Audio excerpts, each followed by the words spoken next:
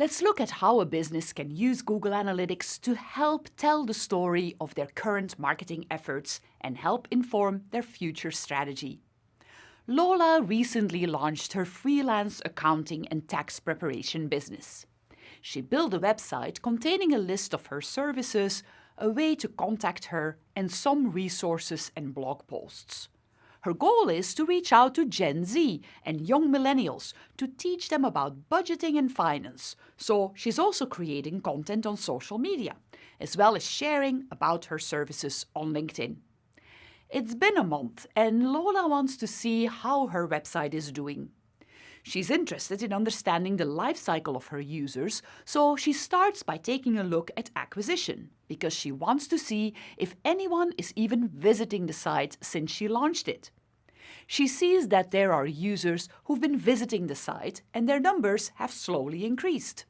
She also sees that there's a bump in new users on a specific day. She remembers that was the day a post she shared to Twitter received quite a few retweets. That means that her efforts in creating organic content on Twitter drove new users to the site.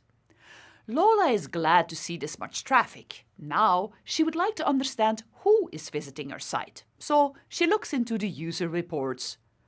Lola checks the age of her users. Being that she has a target audience of Gen Z and millennials, she wants to see the age demographic fall in that range. But the age of her visitors is a bit older, so she makes a plan to focus on getting younger users to the site, maybe by opening a TikTok account. Lola would like to explore a little more how she's acquiring the visitors to her site, and so she goes back to the acquisition section to see. She finds that while she has some organic search, it's not much, which makes sense considering her website is new and may not rank very high yet. She makes a note to research how to incorporate more SEO or search engine optimization in her website copy so that she'll rank higher in search.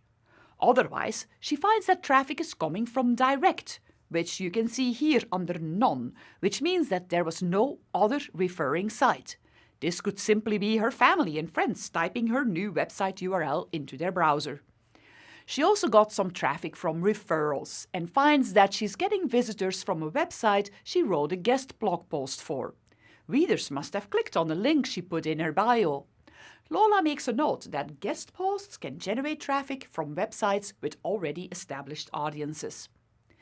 She's also getting social media traffic from the work she's done to post organic content on Twitter, Facebook, Instagram, and LinkedIn. She had thought that her highest social media source would be Twitter, but her highest source of traffic is actually Instagram, where she's been posting videos giving advice on easy ways to do your taxes. Another note for the future, video content on Instagram is generating traffic. Next, Lola goes to the behavior section because she wants to see what site content is the most viewed. She doesn't have a big site and assumes that her services page is getting the most traffic. After all, that's her business. But her resources page is the most popular, followed by her blog.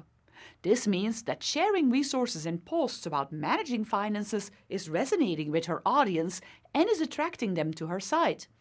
That's wonderful. She wants to help people, but she needs to somehow turn those interested in reading her articles into customers. She decides to explore and do an analysis, more specifically, a path analysis. She sees that very few people are going from her blog posts to her services page. But that might be as easy of a fix as adding a call to action at the end of each blog post. So she'll try that and check back to see if this works.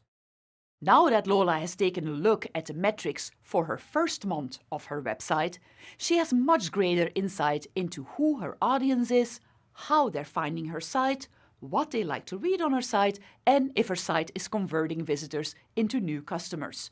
She now has a list of new approaches to try and old approaches to tweak in her marketing efforts. As you can see from this example, Google Analytics can help a marketing analyst answer many important questions related to online behavior. The tool can do a lot more than what we covered in this video, and the best way to learn is to start exploring it for yourself. Open your account, browse the different reports, and play around with the different analysis templates.